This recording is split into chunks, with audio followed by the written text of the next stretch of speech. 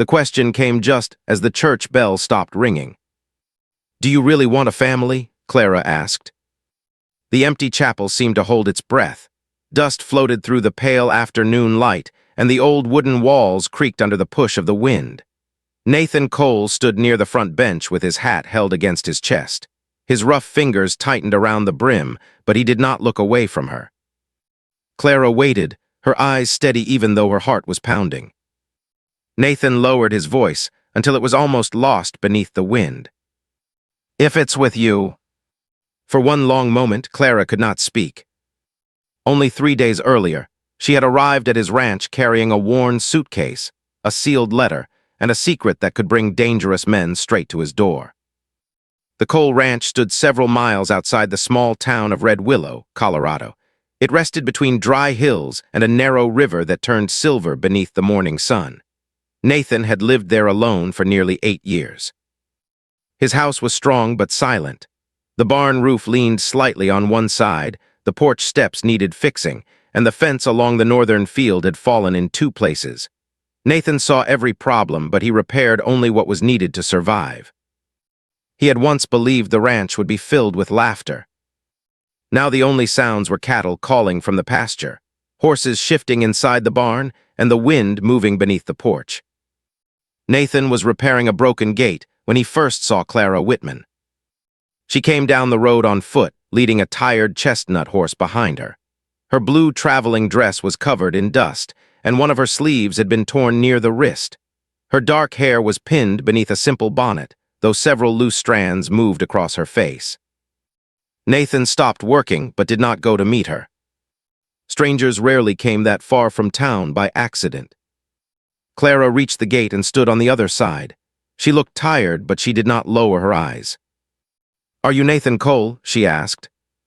"That depends on who wants to know." Her hand moved toward the small leather bag hanging over her shoulder. Nathan straightened at once, but she pulled out only a folded letter. "My father told me to find you." Nathan's expression changed. "Who was your father?" "Thomas Whitman." The hammer slipped slightly in Nathan's hand. He had not heard that name in 12 years. Thomas Whitman had once ridden beside him through a winter storm when every other man had turned back. He had saved Nathan's life near the frozen banks of the Elk River and never asked for payment. Nathan placed the hammer on the fence post. "Thomas is dead." Clara nodded. 3 weeks ago. The wind pushed against the gate between them. Nathan stared at the letter in her hand but did not reach for it. "What does it say?" "I don't know. He told me not to open it."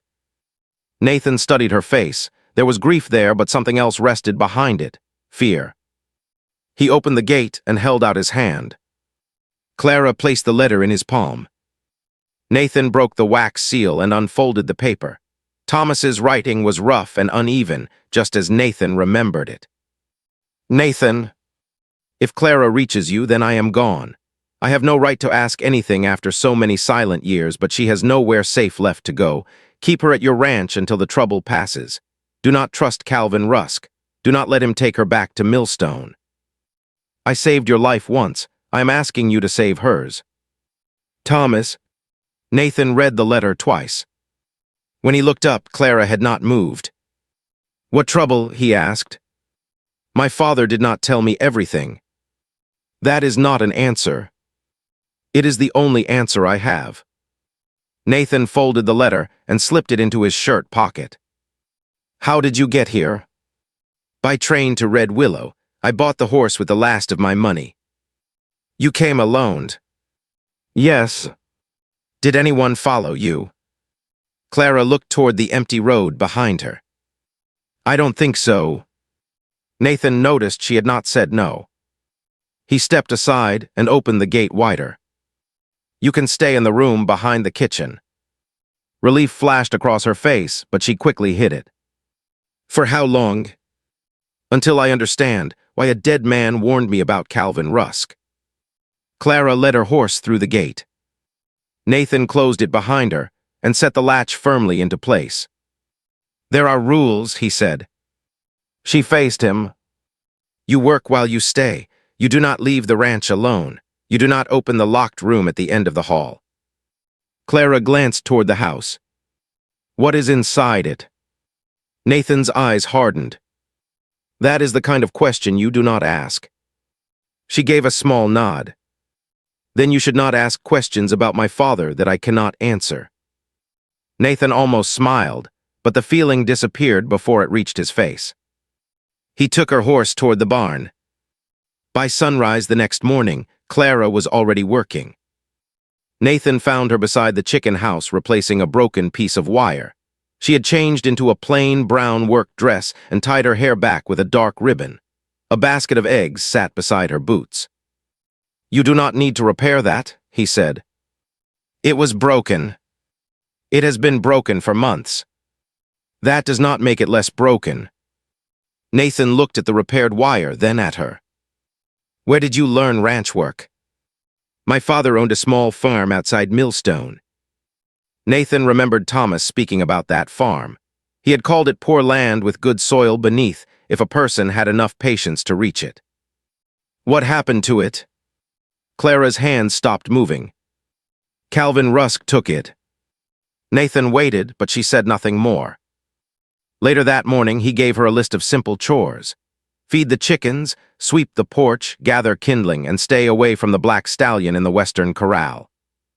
By noon, she had completed everything. Then Nathan found her standing outside the western corral. The black stallion stood near the fence, muscles tight beneath his shining coat.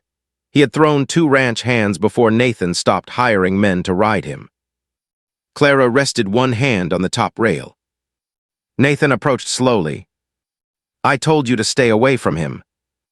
I am outside the fence. He can break that fence. The stallion gave a sharp breath and struck the ground with one hoof. Clara did not move. What is his name? She asked. He does not have one. Every living thing has a name. That horse has injured 3 men. Maybe they tried to make him afraid. Nathan folded his arms. And you think you can change him? Clara looked at the stallion. No, I think I can listen to him. She reached through the fence slowly, holding a small piece of apple in her open palm. The stallion lifted his head. His ears moved back, then forward. He stepped closer, stopped, and watched her. Nathan's body became tense. Pull your hand back. Clara stayed still. The stallion came one step nearer. His breath touched her palm, then he carefully took the apple from her hand. Nathan stared at the horse. Clara turned toward him. His name should be Midnight. You plan on naming everything that belongs to me. Only the things you have forgot to care about. The words struck harder than she meant them to. Nathan's face became still. Clara lowered her hand. I'm sorry. He looked toward the house. You should be. He walked away before she could say anything else. That evening, Clara prepared stew using dried beef, potatoes, and the last 2 onions from the kitchen. Nathan came inside after sunset and stopped when he smelled the food. The table had been set for 2. A lamp burned near the window. Fresh water filled the pitcher. Someone had placed wild yellow flowers inside an old glass bottle. Nathan remained beside the door. Clara stood near the stove. I can remove the second plate, she said. He looked at the table. No. They ate quietly. Nathan had forgotten what it felt like to hear another person moving inside the house. The small sounds bothered him at first. Clara's spoon touching the bowl, the chair shifting beneath her, the soft breath she took before speaking. My father said you once wanted children, she said. Nathan's spoon stopped. He talked too much. He said you wanted a son who could ride before he could walk, and a daughter who would rule the whole ranch. Nathan stared into his bowl. That was a long time ago. What changed? He lifted his eyes. You ask too many questions. And you hide too many answers. The lamp flame moved between them.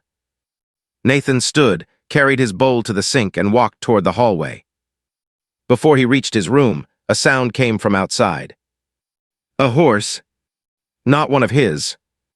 Nathan crossed the room and blew out the lamp. Clara rose from the table. "What is it?" He raised one hand, telling her to stay quiet. Another sound followed. Leather creaked beneath a rider's weight. Hooves moved slowly near the front gate. Nathan took his rifle from the wall. Clara's face lost its color. "Stay inside," he whispered. He stepped onto the porch. Moonlight covered the yard in pale silver. The barn stood dark. The cattle were quiet. Near the gate, a man sat on a gray horse. Nathan could not see his face beneath the wide brim of his hat. "You lost," Nathan called. The rider did not answer. Behind Nathan, the floorboard creaked. Clara had come to the doorway. The stranger slowly lifted his head. Even in the darkness, Clara recognized him. Her hand closed around the doorframe. "Calvin," she whispered. The rider smiled. Then he looked directly at Nathan. "That woman belongs to me," Calvin Rusk said, "and tomorrow I'm coming back to collect her." Nathan did not raise the rifle. He kept it pointed toward the ground, but his hand stayed firm around the stock. Calvin Rusk sat calmly on the gray horse as if he had come to discuss cattle, not claim a woman standing in another man's doorway. Clara remained behind Nathan. Her face was pale, but she did not step back. Nathan looked at Calvin. "She does not belong to anyone." Calvin gave a quiet laugh. "That is where you are wrong." The wind moved dust across the yard. Somewhere inside the barn, midnight struck one hoof against the floor. Calvin leaned forward in the saddle. "Her father owed me money, a lot of money. When he died, the debt became hers." Nathan's jaw tightened. "A debt does not make her property." "It does when she signed the paper." Nathan turned his head slightly. Clara said nothing. That silence told him enough. Calvin smiled when he saw Nathan's expression. "She did not tell you that part, did she?" Nathan kept his eyes on Calvin. "You said you were coming tomorrow, so leave." Calvin's smile faded. "You are standing between me and what is mine." Nathan raised the rifle, just enough for the meaning to become clear. "No, I am standing on my land." For several long seconds, neither man moved. Then Calvin pulled the reins. "I will return at noon," he said. "Bring the contract, Clara, or I bring the sheriff." He turned the gray horse and rode into the darkness. Nathan watched until the sound of the hooves disappeared. Then he lowered the rifle. Clara stood in the doorway with both hands pressed against her dress. Nathan walked past her into the house. He hung the rifle on the wall and lit the lamp again. The warm light returned, but the room no longer felt safe. Clara stepped inside. Nathan turned toward her. "What did you sign?" She closed the door slowly. "My father was sick." "That is not what I asked." "We needed medicine. The farm had failed after 2 dry summers. Calvin offered money." "And what did he want?" Clara looked down. "He said I could repay the debt by working at his hotel." Nathan's face hardened. "What kind of work?" He never said clearly. Nathan stepped closer. "But you knew." Clara nodded. The shame in her face made him angry, though not at her. "My father tried to return the money," she said. "Calvin added interest every month, then he took the farm. Even after that, he said the debt was not paid." Nathan walked to the table. "Where is the contract?" "In my bag." "Bring it." Clara went to the small room behind the kitchen and returned with a folded document. The paper was creased and stained from travel. Nathan opened it beneath the lamp. He could read well enough, though slowly. The contract stated that Clara Whitman owed Calvin Rusk $800. Until the debt was paid, she was required to work wherever he placed her. At the bottom was her name. Nathan looked up. "Did you sign this?" "Yes." "Willingly." "My father could not breathe. The doctor would not come without payment." Nathan read the paper again. There was another signature below Clara's. "Sheriff Amos Pike." Nathan knew that name. Pike had been sheriff in Millstone for 6 years. Men said he kept order, but they also said Calvin Rusk owned half the town. Nathan folded the contract. This paper is not legal. Calvin says it is. Calvin lies. He has the sheriff. Nathan placed the contract on the table. Then we find someone he does not own. Clara looked at him. Why are you helping me? Nathan's expression remained hard. Your father asked. That is not the whole reason. He did not answer. Clara took one step closer. You do not know me. I know enough. No, you know I work hard and I can calm a horse. You do not know what kind of trouble follows me. Nathan looked toward the dark window. I saw the trouble. It will not stop with words. Neither will I. Clara's eyes filled with emotion, but she looked away before the tears could fall. The next morning, Nathan rode to Red Willow before sunrise. He left Clara with instructions to keep every door locked and not step beyond the yard. She argued once, then stopped when she saw that his mind was fixed. Red Willow was already busy when Nathan arrived. Wagons filled the main street, and men gathered outside the feed store. Nathan went directly to the office of Judge Henry Wallace. The judge was an older man with silver hair and tired blue eyes. He had known Nathan's father and had once settled a land fight between the Cole family and a railroad company. Nathan placed Clara's contract on his desk. Judge Wallace read every line. This is ugly, he said. Is it legal? It should not be. That is not an answer. The judge removed his glasses. The paper was signed in Millstone County. Sheriff Pike witnessed it. Calvin will claim it is a labor agreement. She signed because her father was dying. That matters, but proving it will take time. Calvin is coming today. The judge looked toward the window. Then time is exactly what you do not have. Nathan rested both hands on the desk. What can stop him? A court order. Right one. I need evidence that the agreement was forced. Nathan thought of Thomas's letter. He pulled it from his shirt pocket and gave it to the judge. Wallace read it twice. This helps, he said, but it may not be enough. What else?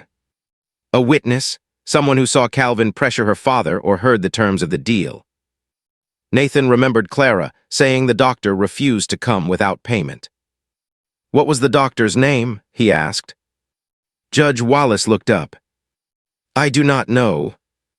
Nathan took back the papers. Then I will find out. He rode home hard.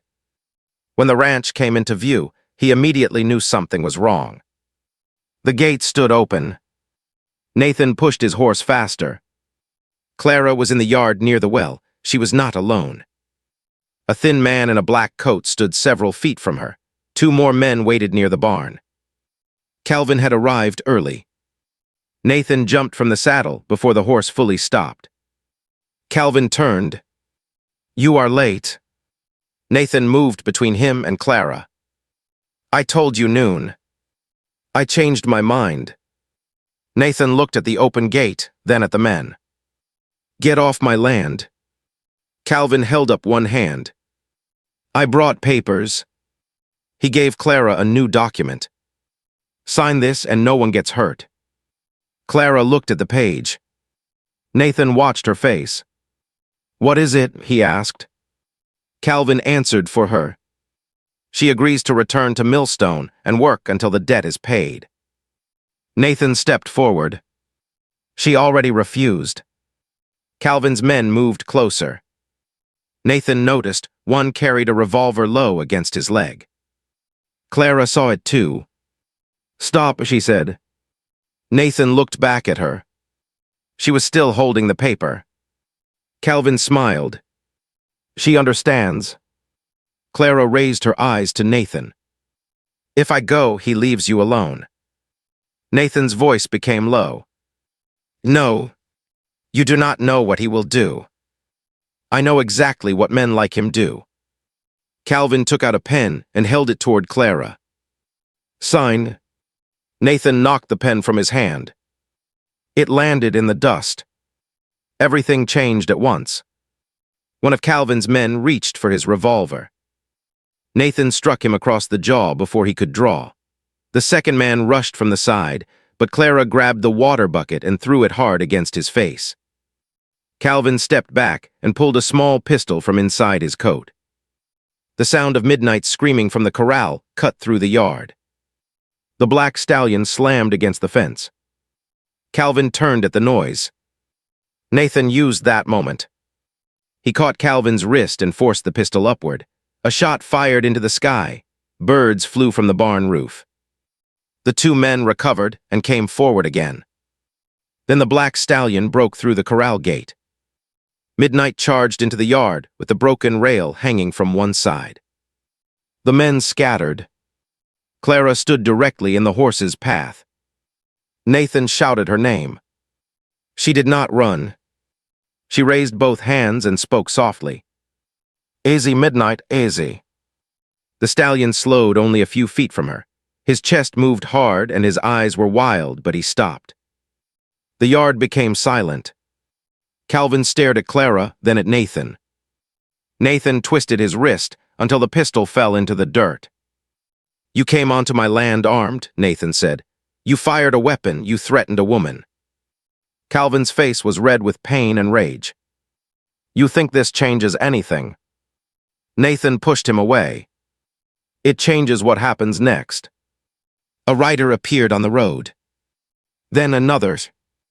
Judge Wallace entered through the broken gate, with Deputy Samuel Brooks beside him. The judge looked at the men, the pistol in the dirt, and the frightened horses. "I believe I arrived at the right time," he said. Calvin straightened his coat. "This is a private matter." "Not anymore." Judge Wallace held up a signed paper. "This is a temporary order protecting Clara Whitman from removal until the contract can be reviewed." Calvin's eyes narrowed. "You have no authority in Millstone County." "I have authority here." Deputy Brooks picked up Calvin's pistol. "You and your men will leave." Calvin looked at Clara. "This is not finished." Nathan stepped in front of her. "It is for today." Calvin and his men mounted and rode away. Dust followed them down the road. Judge Wallace waited until they were gone. Then he turned to Clara. "I need the truth about the contract, all of it." Clara nodded slowly. Nathan looked at the judge. "She will tell you." The judge folded the court order. "There is something else." Nathan waited. Wallace's expression became serious. "Calvin filed a claim this morning. He says Thomas Whitman did not own the farm alone." Clara's face changed. "What does that mean?" "He says your father had a partner." "Who?" Judge Wallace looked directly at Nathan. "You?" Nathan went still. Clara stared at him. The wind moved through the broken gate. Nathan looked at the letter in his hand, then at the woman beside him. For the first time, he understood that Thomas had not sent Clara to the Cole ranch only for safety. He had sent her there because Nathan was tied to her past in a way neither of them yet understood. Nathan looked at Clara as the wind moved through the broken gate. She was still staring at him after Judge Wallace revealed that Nathan's name had been tied to her father's farm. "You were my father's partner?" she asked. Nathan shook his head slowly. "Not the way Calvin claims." Judge Wallace stepped closer. "Then you had better explain before Calvin returns with another court order." Nathan looked toward the house. "There are papers inside." He walked across the yard without waiting for them. Clara followed him, with Judge Wallace and Deputy Brooks behind her. Nathan stopped at the locked door at the end of the hallway. Clara had obeyed his rule since arriving. She had never touched that door, though she had wondered what kind of memory a man had to lock away for 8 years. Nathan took a small key from beneath his shirt. His hand rested on the lock for a moment. Then he opened the door. Dust covered the floor. A narrow bed stood against one wall, untouched and neatly made. A wooden cradle rested near the window. Beside it sat a small rocking horse that had never been used. Clara entered slowly. Nathan remained near the doorway. "This was meant to be a child's room," she said. "Yes." The answer came quietly. On the wall hung a faded blue dress and a framed picture of a young woman with light hair and a warm smile. "My wife, Rebecca," Nathan said. "She died before our child was born." Clara turned toward him. Nathan's eyes stayed on the empty cradle. "The doctor was delayed by a storm. I rode through the night to find him, but I came back too late. After that, I locked the room and stopped making plans." Clara understood why Nathan had gone silent when she spoke of children. He had not stopped wanting a family. He had simply stopped believing he could survive losing one again. Judge Wallace cleared his throat gently. "You said there were papers." Nathan crossed the room and knelt beside an old wooden chest. He lifted the lid and removed a leather folder. Inside were several land records, letters, and receipts. Nathan handed them to the judge. "12 years ago, Thomas and I bought a piece of land near Millstone," he explained. "We planned to raise horses together. Then Rebecca died. I left everything to Thomas and came back here." "You never signed your share over to him?" Judge Wallace asked. "I thought I had." The judge examined the papers. "You signed a private agreement, but it was never recorded at the county office. Legally, you still owned half the farm." Clara looked at Nathan. "My father never told me. He probably believed the agreement was enough." Judge Wallace studied another document. "This is important. Calvin could not legally take the whole farm for Thomas's debt because half of it belonged to Nathan." Clara's eyes filled with sudden hope. "Then Calvin does not own it." "He may own Thomas's half if the debt was real," the judge said, "but he has no claim over Nathan's share." Nathan looked at the contract Clara had signed. "And what about hers?" Judge Wallace placed the papers together. "If Calvin used land he did not fully own as part of the debt, then his agreement may be false from the beginning. We need to take these records to Millstone and challenge him in his own courthouse." Deputy Brooks moved toward the window. "That could be dangerous. Sheriff Pike will protect Calvin." Nathan picked up his gun belt from a chair. "Then he can try." Clara stepped in front of him. "You are not going alone." "Yes, I am. The farm belonged to my father. And half of it still belongs to me. This is my fight, too." Nathan looked into her eyes. She was afraid, but fear had not weakened her. He knew he would not change her mind. "We leave at sunrise," he said. They rode toward Millstone the next morning. Judge Wallace traveled in a wagon carrying the records. Deputy Brooks rode beside him. Nathan and Clara followed on horseback. Clara rode the chestnut mare she had brought to the ranch. Nathan rode close beside her, watching every hill and bend in the road. By midday, dark clouds had gathered above the mountains. They stopped near a narrow stream to rest the horses. Clara walked to the water while Nathan checked the saddle straps. "You could still return to Red Willow," he said. She looked back at him. "So could you. I have lived without that farm for 12 years. But you are not doing this for the farm." Nathan pulled the strap tighter. "No. Then why?" He looked toward Judge Wallace and Deputy Brooks.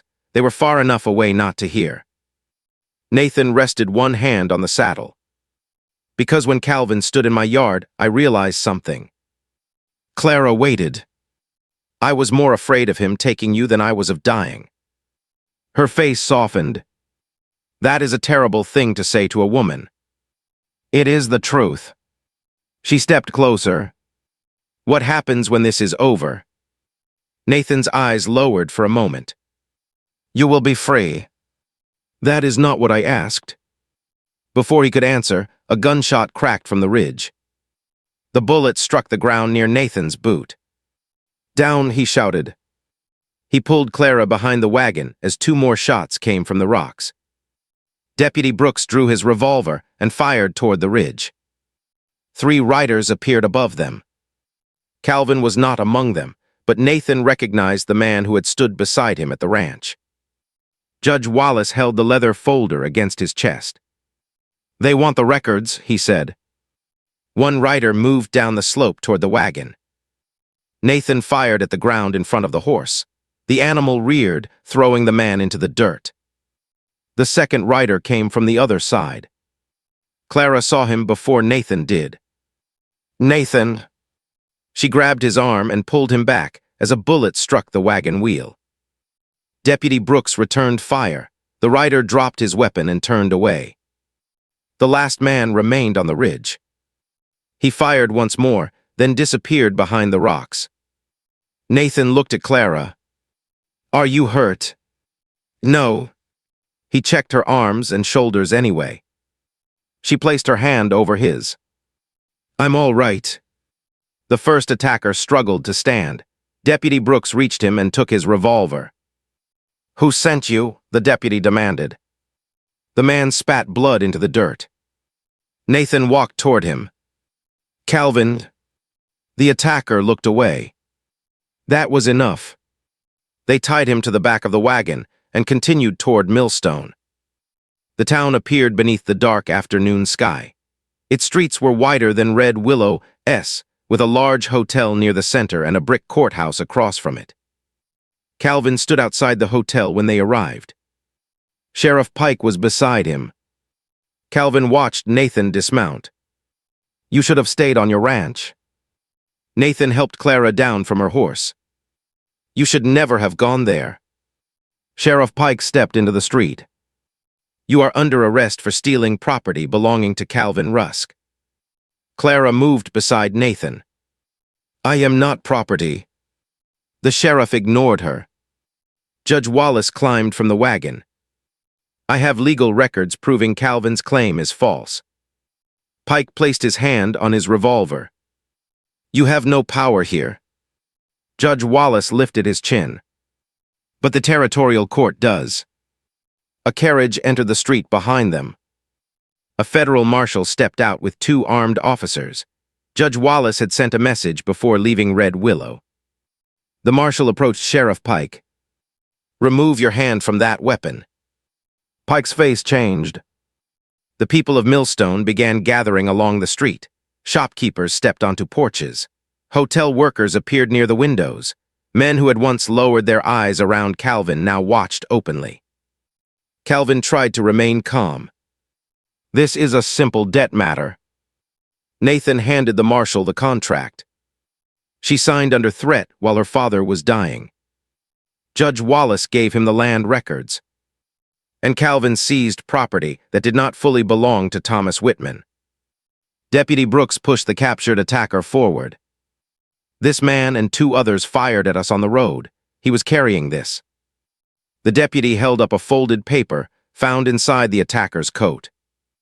It was an order written by Calvin, promising payment if the land records were destroyed. The marshal read it. Calvin turned toward the hotel. 2 officers blocked his path. Sheriff Pike began stepping backward. "You witnessed the false contract," the marshal told him. "You will answer for that too." Pike's shoulders dropped. Calvin looked at Clara. "You think this makes you free?" Clara stepped forward. "No, I was free before I met you. You only made me forget." The marshal placed Calvin and Sheriff Pike under arrest. For the first time in years, the people of Millstone did not look away. The court hearing lasted 2 days. The judge declared Clara's work contract invalid. Calvin's claim to Nathan's half of the farm was rejected. Evidence showed that Calvin had charged false interest, taken the land through threats, and used Sheriff Pike to frighten Thomas. Calvin lost the property. Thomas's half was returned to Clara. Outside the courthouse, Judge Wallace handed her the final papers. "The farm belongs to you and Nathan now." Clara looked at Nathan. Nathan took his copy of the deed and placed it in her hands. "You can have my half." She shook her head. "I will not take what is yours. I left it years ago." "Then come back." Nathan stared at her.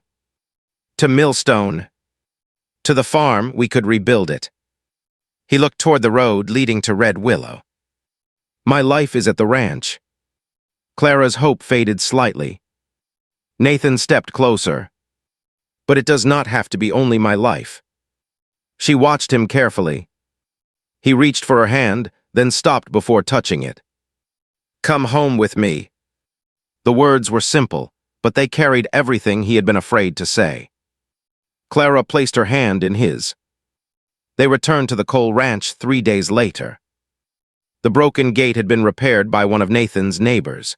Midnight stood in the corral, restless until Clara approached.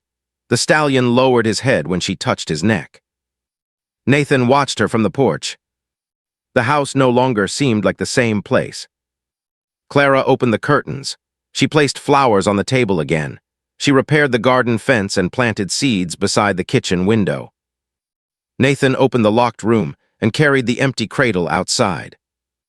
Clara found him sanding the old wood beneath the afternoon sun. You do not have to do that, she said. I know. She sat beside him.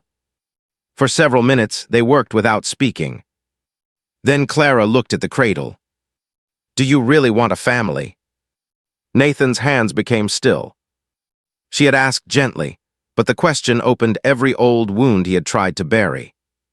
He looked toward the hills, where the setting sun had turned the land gold. I did once. And now?